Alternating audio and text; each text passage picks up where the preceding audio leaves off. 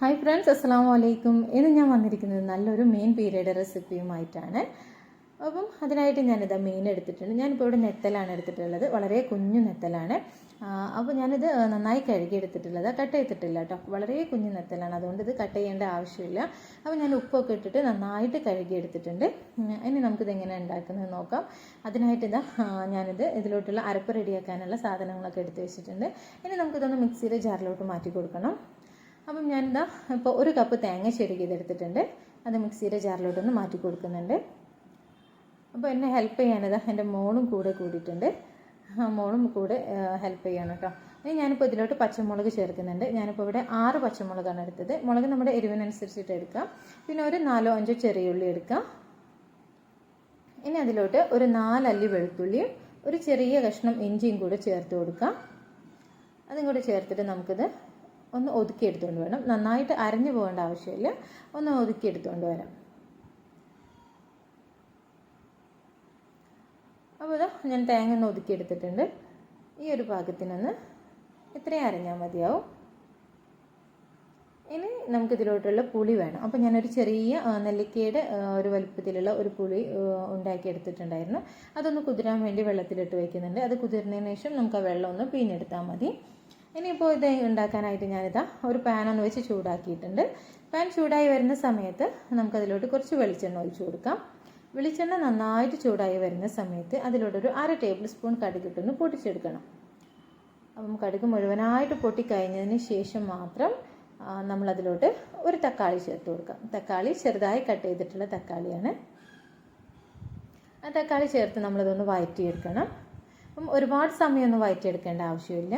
കുറച്ച് സമയമൊന്ന്, തക്കാളി ആയതുകൊണ്ട് പെട്ടെന്ന് തന്നെ വഴന്ന് കിട്ടും. അപ്പോൾ കുറച്ച് സമയം ഒന്ന് വഴറ്റിയെടുത്താൽ മതി. അപ്പോൾ തക്കാളി ഒന്ന് വഴന്ന് വന്നിട്ടുണ്ട്. ഇനി നമുക്ക് നമ്മൾ നേരത്തെ അരപ്പ് റെഡിയാക്കിയിട്ടുണ്ടല്ലോ, ആ അരപ്പ് ഒന്ന് ഇതിലോട്ട് ഇട്ട് കൊടുക്കാം. തേങ്ങയുടെ അരപ്പ് ചേർത്ത് കൊടുക്കുക. അതോടെ ചേർത്തിട്ട് ഒന്നുകൂടെ ഒന്ന് വഴറ്റിയെടുക്കുന്നുണ്ട്. തേങ്ങ ഒന്ന് വഴന്ന് വരുന്നവരെ ഒന്ന് വഴറ്റിയെടുക്കാം. കുറച്ച് സമയം തേങ്ങ ഒന്നുകൂടെ ഒന്ന് വഴറ്റിയെടുക്കണം. ഒരുപാട് സമയമൊന്നും വഴറ്റേണ്ട ആവശ്യമില്ല കേട്ടോ, കുറച്ച് സമയം തന്നെ വഴറ്റിയാൽ മതി. ആ സമയം കൊണ്ട് തേങ്ങയും വഴന്ന് റെഡിയായി വരും. ഇപ്പോൾ തേങ്ങയും വഴന്ന് വന്നിട്ടുണ്ട്, ഇത്രയും മതി.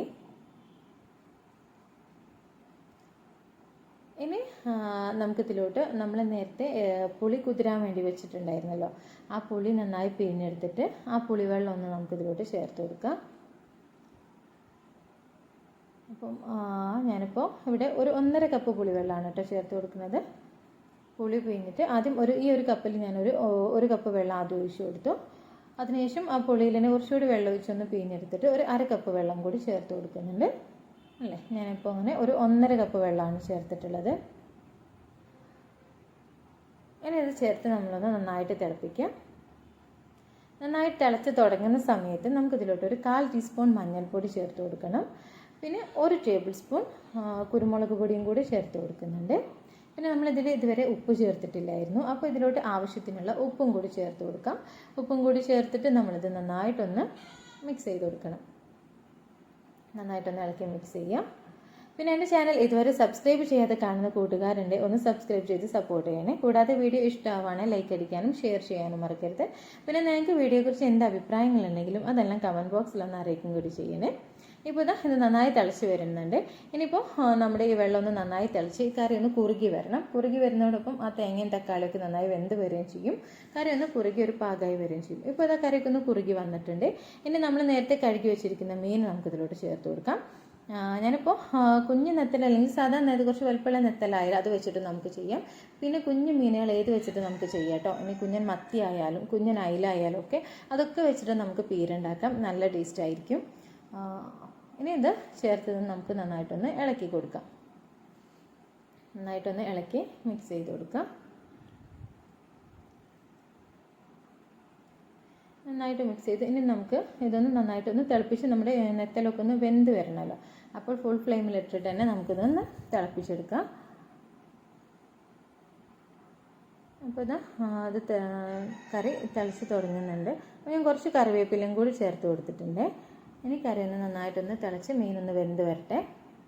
അപ്പോൾ ഞാൻ ഇതിലോട്ടൊരു 1/2 ടേബിൾ സ്പൂൺ, കുറച്ച് എരിവ് കുറവായതുപോലെ തോന്നിയപ്പോൾ കുറച്ച് 1/2 ടേബിൾ സ്പൂൺ ഞാൻ കുരുമുളക് പൊടിയും കൂടി ചേർത്ത് കൊടുത്തിട്ടുണ്ട്. അതുകൂടി ചേർത്ത് കൊടുത്തിട്ട് ഇതൊന്ന് വേവിച്ചെടുക്കാം. അപ്പോൾ ഇതാ നന്നായിട്ടൊന്ന് തിളച്ച് വന്നിട്ടുണ്ട്. തിളച്ച് വന്നപ്പോൾ കുറച്ചുകൂടി വെള്ളമൊക്കെ ഇറങ്ങി വന്നിട്ടുണ്ട്. അപ്പോൾ ഇതാ പീര റെഡി ആയിട്ടുണ്ട്. നിങ്ങൾക്ക് ഇത്ര കുറച്ചുകൂടി ഗ്രേവി വേണമെന്നുണ്ടെങ്കിൽ ഇത്ര വറ്റിച്ചെടുക്കേണ്ട ആവശ്യമില്ല കേട്ടോ. കുറച്ച് വെള്ളത്തോട് കൂടി തന്നെ പീര റെഡിയാക്കി എടുക്കാം. അപ്പോൾ ഞാൻ അത്ര വെള്ളത്തിൽ വെച്ചില്ല, കുറച്ച് വെള്ളം വറ്റിച്ചെടുത്തിട്ടുണ്ട്. പിന്നെ അതിൻ്റെ മുകളിൽ കുറച്ച് മല്ലിയിലയും കൂടി ചേർത്ത് കൊടുത്തിട്ട് ജസ്റ്റ് ഒന്നുകൂടി ഒന്ന് മിക്സ് ചെയ്ത് കൊടുക്കുന്നുണ്ട്. അപ്പോൾ നമ്മുടെ മീൻ പീര റെഡി ആയി കഴിഞ്ഞ് വളരെ എളുപ്പത്തിൽ ഉണ്ടാക്കാൻ പറ്റുന്ന, ചോറിനൊക്കെ നല്ല ടേസ്റ്റി ആയിട്ടുള്ള ഒരു ഐറ്റം തന്നെയാണ്. അപ്പോൾ പീര റെഡി ആയി കഴിഞ്ഞ് കുറച്ച് ഗ്രേവിയോട് കൂടി വേണമെന്നുണ്ട്, കുറച്ചധികം വെള്ളം അതിൽ വെച്ചാൽ മതി. ഇപ്പോൾ അതാ നമ്മുടെ പീര റെഡി ആയി കഴിഞ്ഞ് ഇത്രയേ ഉള്ളൂ. അപ്പോൾ ഇന്നത്തെ വീഡിയോ എല്ലാവർക്കും ഇഷ്ടമായോ എന്ന് വിചാരിക്കുന്നു. പുതിയൊരു വീഡിയോ ആയിട്ട് വീണ്ടും കാണാം. അതുവരേക്കും ഓക്കെ, അസ്സലാമു അലൈക്കും.